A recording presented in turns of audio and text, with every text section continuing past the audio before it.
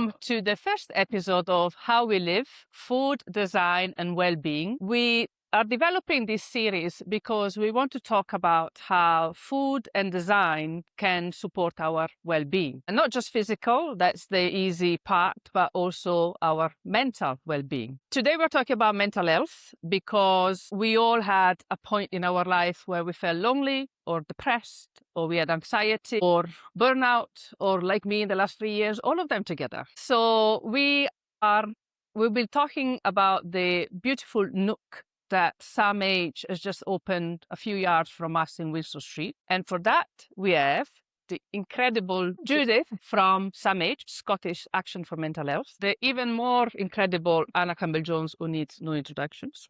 Thank you very much. And last but not least, our new in-house chef, Darren Morton. So let's start with the Nook. How did the idea come together, and why is it important to have a Nook in Glasgow? Yeah, great start and a great question because the why is so important. So for us at SAMH, we've been supporting Scottish mental health for over 100 years, and just now we actually start and recognise that Scotland's in a mental health crisis. So the rise in a demand in terms of people seeking that mental health support is continuing to increase. You know, in terms of the census, it's over double the amount of people reporting experiencing poor mental health. We know. You mentioned loneliness. 1 in 10 adults experiencing a sense of loneliness, and actually, sadly, young people, 1 in 5 are experiencing loneliness. We also know, and probably hear within our day-to-day life, there's so many people seeking psychological support through psychological services, but they're on a huge amount of waiting lists and a huge amount of people on waiting lists, and sometimes result of that, they still don't get seen or heard.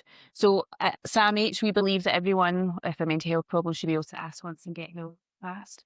And we are in a new kind of phase of work. We talk about taking action and creating change. And so for us, we felt we can't wait. There's an urgency in terms of how do we respond to this mental health crisis. So that's where the Nook emerged. It was our commitment and our putting our belief into action that we wanted to make sure that we had a safe, welcoming, non-clinical space, a kind of community-based hub in communities for people to access that help that they need. So we've set out a task to kind of raise £10 million over the next 10 years to set up a network of mental health walk-in hubs. So no barriers, no referral required. People just can walk in and access that much need. So we opened a Nook in Glasgow at the end of last year, and we're working towards the next Nook in Aberdeen coming soon in the summer of. Anna, you and I have got 2 major things in common. Oh, yeah. One is an obsession with a dining table. And 2, we are both very vocal advocates of mental health and how it's important to talk about it and have access to support. So how did you feel when SAMH approached you to design the Nook? Well, actually, almost that question is, I can think of other things that we've got in common, by the way. Anyway, but we'll that another time. And no, there's a lovely circularity to it, actually, because I was invited to write an article for a wellness magazine about my mental health journey. And I hadn't really ever thought about writing about that kind of thing before. People tend to come to me to talk about interior design. I wonder why. So I had a bit of a think because I've not had an easy time when it comes to mental health in the past. And I decided to be really honest that the whole issue with the stigma around mental health, which I think is changing quite rapidly now. I think people are getting more and more comfortable talking about it. This was a couple of years ago. I just decided to write a very open article about what my experience was and what pitfalls I had come up against and what had helped me. And Hazel from SAMH, the fundraising genius, she got in touch with me initially to buy one of my products from my brand, but I think that was a ruse. But she said, "Oh no, don't post it, I'll come and collect it." And I was like, okay. And then she came to collect it. She go, "Can we have a chat?" And I was like, well, people don't normally come in for a cup of tea when they're picking up a candle. I know, but it is a force of nature. Yeah, absolutely. She was not to be resisted. Yeah. So we had a cup of tea at my kitchen table, which is where everything happens in my home, and I believe in most homes. And she told me about the plans for the Nook and asked me if I would be interested in designing it. So, I mean, it's the most exciting, most powerful, most meaningful project that I've ever been part of. Absolutely honoured, yeah. So, Darren, can food support our mental health? I know it's very easy to say it can make us feel healthier, right? Yeah. It makes us healthier, but it can actually support mental health. Absolutely.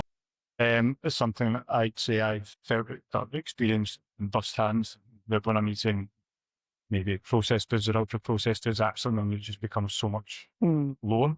Whereas when you focus or put your focus and attention on eating fresh vegetables, fresh fish, or whatever the ingredients being natural, whole, not necessarily organic, but whole foods, your mood just becomes elevated so much.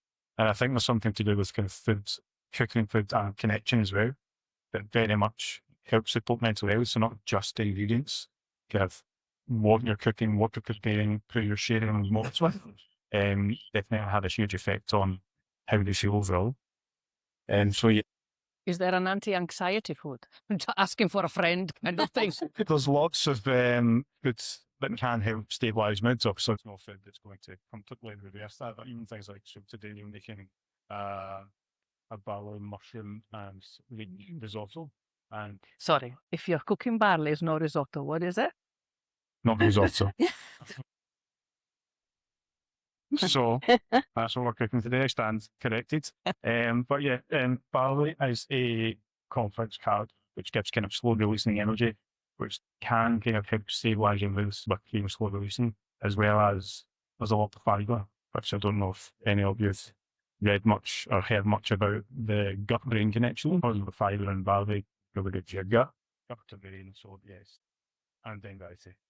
Risotto. There you are. I'm sorted for the day. So how about the interior design? How can interior design support our well-being? And what did you focus on when you started putting the Nook together? Well, you'll know that creating an interior is quite a complex process, and that most people, yes, that's true. But people tend to experience an interior quite instinctively, that they will see it always as the complete thing. They won't necessarily read or know what has gone into creating that space, into creating the feeling that they have when they're in that space. And you don't want people to know. You want it to be a very natural, fluid, instinctive feeling. So it's quite a lot of work to think about how you do that, and working really, really closely with Jude and everybody at SAMH, and also with community consultation and consultation with the wider staff at SAMH and the people that have used the services of SAMH and people with lived experience.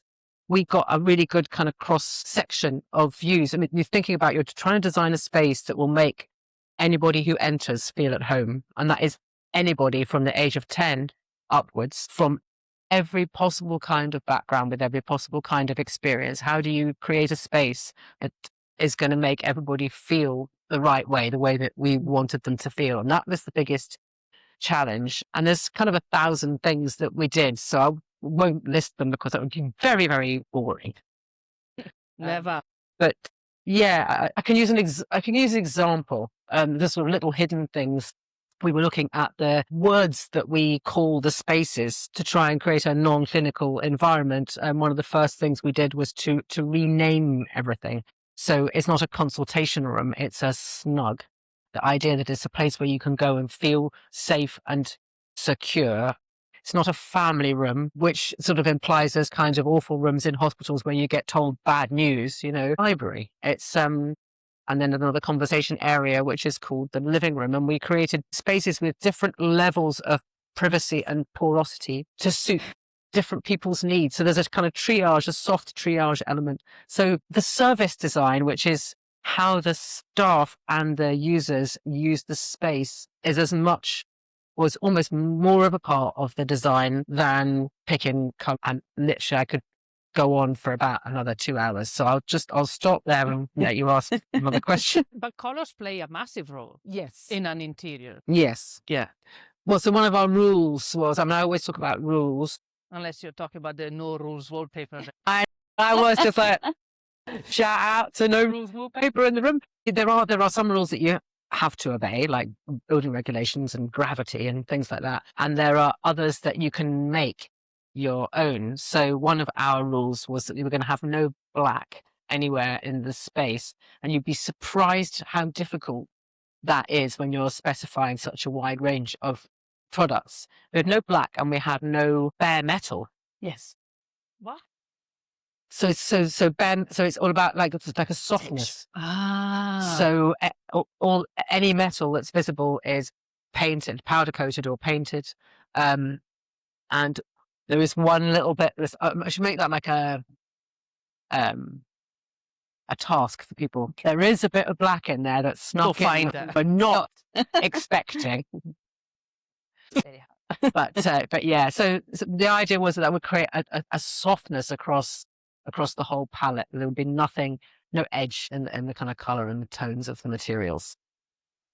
So Judith, you've been open for a few months now. So what's the first feedback you're getting from the users? We've been open for a few months and we've had over 2,000 people through the door, which is just incredible. And it just shows the real need for people to seek out and find spaces to come and begin to talk about their mental health. But for me, being on this journey, and I think the first time I met Anna was around the kitchen table, ironically, where we started to kind of begin to explore and really delve into what people had said to us and how we translate that into intentional design. And then also Anna and Finny, every turn really asked us, what's the space going to be for and how are you going to use that? So again, so we could make sure that when people do come across the door, that the space is really conducive to the type of conversations that they want to have. And we've absolutely seen it. We've seen every space that's been identified in the Nook as an area to talk and have a conversation has been used, from our garden bench to our booth to our more secluded snugs. That there's a choice and flexibility in how people are being able to engage with our fantastic, skilled and compassionate team that are in the Nook. That really the design is enabling them to have really impactful conversations. And so from some of the early feedback, because we are only open, you see, just about 15 weeks, so it's still early days, but from some of the feedback that we are receiving from people, it's been so exciting to see people reference the physical environment as being a kind of real part of how they have felt. And we wanted to create, that was the mantra, I wanted to create a safe, welcoming, non-clinical environment for people to feel welcomed and be able to walk through that door, and to hear that language that's not known anywhere, but to see that language come back to us and feedback is just really, really exciting to know that we've got this space right. People have felt welcomed as soon as they come in. They're welcomed by that kitchen table and by the team, and then that they feel safe. And actually, they've mentioned the colours. The colours were so bright, so it's brought an element of joy or kind of hopefulness in a space where they may be having to tackle and discuss things that are quite difficult. And we've had individuals where they've said that this is the first space, a mental health space, that they've been able to actually open up and talk. And I definitely do believe that that's where design has kind of worked really hard alongside those that we support to get this environment right for people. Well, as I said, the Nook is just on Winslow Street, so 100 yards from here. So I walk past it on a daily basis. And yeah, it always makes me smile and is always busy. Mm-hmm. So it's testament that what all the thought and the expertise and experience you put in it is definitely working spot on. So kitchen tables, what are you doing, by the way? This, not risotto. So yeah, I just added some veg stock into the bar. Right. To warm it through, because I've pre-cooked it slightly for sake of time. And yeah, I'll finish it with some butter and some parmesan. Like a risotto. Like a risotto, but not a risotto. No. So we are all obsessed with dining tables here, right? Yes. I'm also obsessed with the kitchen, as you can see. It was integral part of the whole concept. So do you always find people come together for celebrate something? Yes. We do. So you have a very positive job. You bring joy to people. Yes. I was actually thinking about this earlier, because a lot of what I do is focused around celebration, but I think as well we probably don't appreciate enough how just being able to eat 2 or 3 times a day, you kind of take that for granted. So I think, yeah, it's something we often miss, that having people around the table, whether it's a Thursday afternoon lunch where it's not really for anything in particular, or it is the Saturday night, it's a birthday, anniversary, christening, or whatever it may be. So yeah, I think just being around the table with people having food in front of you is, in general, something to celebrate. Mm-hmm. Helps with loneliness. Yeah, for sure, for sure. There's definitely. Do you find that relaxing when you cook? Or no, because you are feeding Yes. 100 people? Yes, now it's okay. Obviously, being a chef, there is moments, as there is in any job, where there's maybe stress or pressure. But yeah, I find cooking relaxing. I actually find that I'm noticing the sounds a lot more here today, but it's almost a bit of a sensory experience. When you hear the sizzle, the noise of the pan, just the movement, the colours. So yes, it can be a sensory experience. I think there's a lot of talk as well about cooking you with fresh food can absolutely help you from overeating, just in preparation and having people around you. Mm. Another thing that design and food have in common is that they can support the environment. Do you want to talk to us about your beautiful swallows? Right, okay. Oh, that's a nice segue, isn't it? Yeah, it's a bit off topic, but it's another parallel between the power of food and the power of design. And in a way, the way we support the environment also supports our mental health. Yeah. Well, I mean, so I'll kind of rewind a little bit further back into all of that, because part of my recovery from the breakdown that I had was that I started cooking from scratch for me and my children every evening, whereas I hadn't been doing, I hadn't felt like I had time to do that before. And putting on some music and chopping vegetables, and just exactly as you described, that was a big part of me sort of finding myself again, and the children sitting at the kitchen table doing their homework, going, "What are you doing, Mum?" You know, it's such a connecting thing. And through that journey, I've also been exploring eating more sustainably. So I describe myself as a vegetarian, but really what I try to do is eat as sustainably as possible. And I find that really comforting, because I feel like then I'm sort of trying to do something, and we're all trying to do something. So then, because my brand is all about sustainability and about Scottishness, I like that Scottishness. I was invited to speak at COP24, a climate conference at SWG3, where I was the keynote. So I had to speak 3 times across 2 days of this conference, which was exhausting. One of the people that was speaking on one of the days that I was speaking was Ali from Ocean Kitchen, Scotland, and he used to be a commercial diver who noticed in the sea, obviously, all the plastic firsthand, clogging up his goggles and whatnot, and just decided that he didn't want to do that anymore, and he wanted to do something about the ocean plastic. He started finding out where the plastic goes. If people do a beach clean, where does the plastic go? If you send your plastic to recycling, what happens to it? And none of us really wants to know that the recycling that we carefully rinse and put in the blue bins doesn't actually get recycled. So he decided to take it into his own hands and recycle it himself, to pelletize ocean plastic, to teach himself how to do injection molding with a second-hand injection molding machine. And then he started a business based on that, and that's now his very successful business. And he asked me if we could do a little collaboration together, like a project. What could we make? At that point, he was making knives and pots and very functional items. And I just had this sort of whim that I love swallows. Swallows mean a lot to me. Swallows, they mate for life. They return home to the same nest, exact same nesting point every year. Spring. They bring spring. I just felt like they sort of brought everything together that was positive and hopeful about bringing plastic back from the ocean to our shores, to turn it into something, an object of hope, but also of a little bit of a fight too, you know. So people are buying these beautiful things, and some people have bought multiple swallows to create flocks going up their walls, and there's one such flock in the Nook, if you want to go and have a look. But people will ask the question, what are these swallows? What are they made from? And that person will be able to say, well, actually, it's made from ocean plastic that's been collected around the shores of Scotland. 5% of the plastic in our oceans is from the fishing industry. Which is one of the reasons I'm tragically rarely eat fish, to bring it all the way back round to food. But yes, luckyswallows.com if you would like to buy one. So how can we support the environment via food then? The best way is probably to eats kind of what grows and grazes around you. I think it may be somewhat overcomplicated. I think there's almost too much information on food and nutrition, just so easily accessible online. But eating what grows and grazes around you is the healthiest way to eat for the planet, but also for yourself.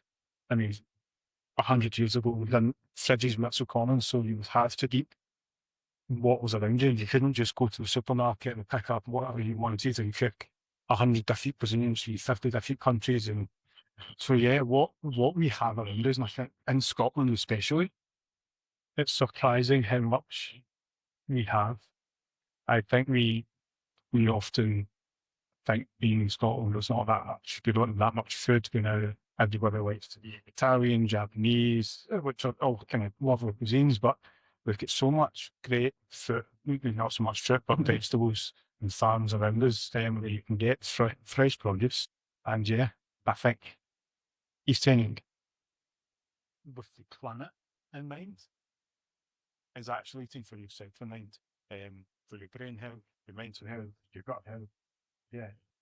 So when I really want a papaya from Brazil, right? Have you ever had a papaya from Brazil? Oh. Right? Yes. It's incredible. It's nothing like the one you have here. So I was in this hotel in Copacabana, right? And then you go for breakfast in the morning and they have this beautiful fruit buffet and they say, "Bom dia, princesa, como vai?" And that's how your day starts, right? So is it better if I fly the papayas to Glasgow or I go on holidays in Brazil? I don't know. I don't have the answer to that. But yes, I think it's like everything was moderation and everything we can do.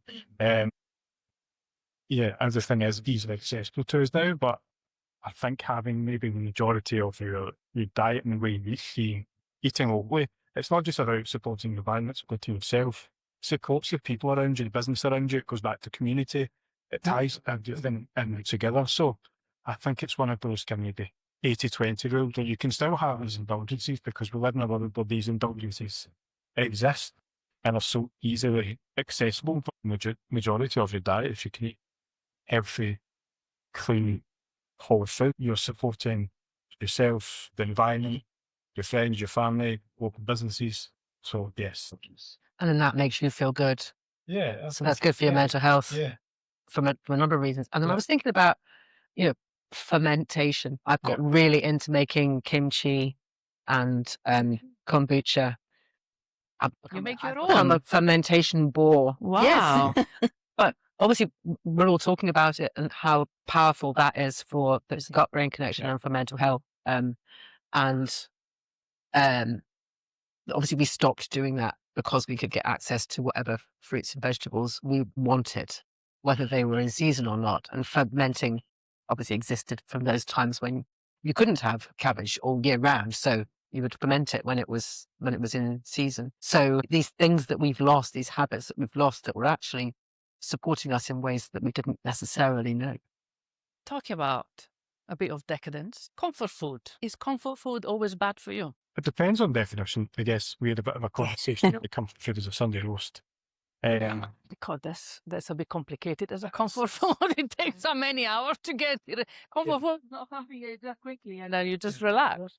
And indulgence food, I'd call that. Right. I mean, comfort foods, again, you're allowed to comfort yourself. If you're living in a way and eating in a way that doesn't give you some form of happiness, if eating vegetables every single day of the week and only eating, say, blind hog fish or grass-fed beef, that's costing you a fortune.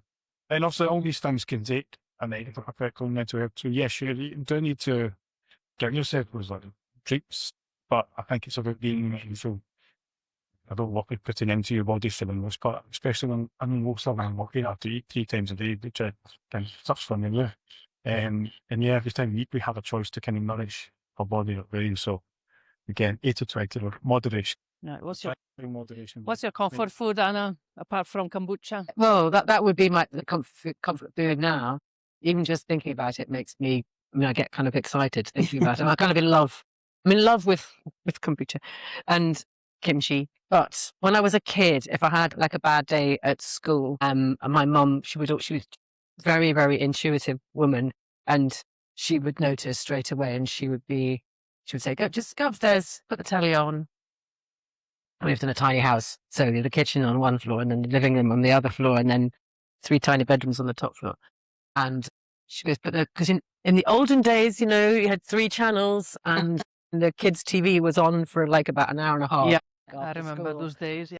Go and watch that, and she knew that we wouldn't get sucked into it. We'd be able to do our homework afterwards. And then the house would fill with the aroma, and what she just could do it without measuring. It was a recipe from a cookbook that I had, the Winnie the Pooh cookbook, and it was honey buns, little fairy cakes, just made with honey instead of sugar. They were sticky, shiny little. She didn't decorate them or anything. She just rustled them up, stick them in the oven, and then the smell would come wafting up the stairs. You'd go downstairs, there'd be a big pot of tea, pile of hot buttered toast, and a big tray of the honey buns. And we'd sit down and we'd have a chat at the kitchen table, and she'd ask me how my day was. She'd given me time to decompress. She'd created this fantastic array of stodgy sweet carbs for me to comfort myself with and to have a chat. So yes. Judith, how about you? Comfort food. I found this really difficult to think because Why? I thought every time I thought of food, that conjures up different things. So if we were talking about a roast, I think that's a lovely meal, because I find when I have a roast, it means I've got all my important people are round a table and they've all got their own nuances of what vegetables that they want, because they've always had it like that. So it conjures up nostalgia. Or do you find that your table runs out of space when you're catering, that kind of sense of belonging and gathering? But in terms of comfort food now, I just love a bowl of pasta, in terms of the simplicity that pasta can offer. Very quick in terms of a busy world. You might not always have time, but with some simple ingredients, you can pack a punch. And it's, again, you sit around the table with the family and they're like, oh, what's in that, Mum? And you're thinking, actually, I don't want to tell you, because then my secret's gone. It's just only garlic, onion or chilli. It's just quite quickly you can get a lot of flavour and be on the table. So yeah, I'd say I do a lot of pasta. And I got a Christmas gift at Christmas, which was pasta dishes. I think it's people are recognising that's my go-to if I just want something wholesome, comforting, a bowl of pasta. You need to come to my cooking 4 sauces of pasta lesson. I would honestly, yes, I'm signed up. We've done one Friday night. It's quite funny. It's quite funny that all of you talk about comfort food that bring people together. My comfort food is just me, myself, and I. What is it? Well, in the middle of winter is a polenta concha, so polenta with butter and cheese in it. And if I am under the weather, brodino di pollo, so chicken broth, broth, how do you call it? Yeah, chicken. Yeah. So I always get some in my freezer, just defrost it, and with the pastina, so very little pasta, little stars, or I've got found now Barbie's pasta, so it's got letters and Barbie in it. So that's my comfort food, but it's for myself. It's just about finished. Just need to finish off with some butter and parmesan. That's it. Again, maybe that's a bit indulgence. Maybe cheese is my comfort food, but yes. Oh, I like cheese as comfort food. Butter parmesan, yes. Snacks and fats, good for you, and moderation. So yeah, finish it off. Our neurons, our brains need fat. Did you know actually our brains need caviar? He made me read this book about the brain food. You seriously need caviar. So it's the importance of egg and kind of what one egg has the potential to do. So caviar, quail's eggs, chicken eggs, the yolk and the fat as well of the egg obviously holds potential and the power for, some people might not enjoy this, but it holds the power to get life. So when you eat the yolk of an egg, the amount of power just that one yolk has for the brain is phenomenal. When you think if that egg took another bit, then that's my life for the planet. So yes, it maybe isn't everybody's favourite thing to hear, but yeah, the fat on egg holds so much power. So growing up, we had chickens in the garden, right? And coming home from school, that's what the babysitter would give me, a egg yolk and sugar, and whipped it like that. I promise. Okay. Just a wee cream of egg yolk and sugar. And I tried to give that to my daughter, and my ex-husband said, "What are you doing? You're poisoning Emma." I said, well, that's how I've grown up. So see? Egg yolks. Egg yolks. My dad used to make an egg, boiled an egg with a little bit of butter in the cup and mash up when I was unwell. So that's a bit of a comfort. So you obviously always go to, you're not feeling quite well, egg. There you go. Powerful Full egg.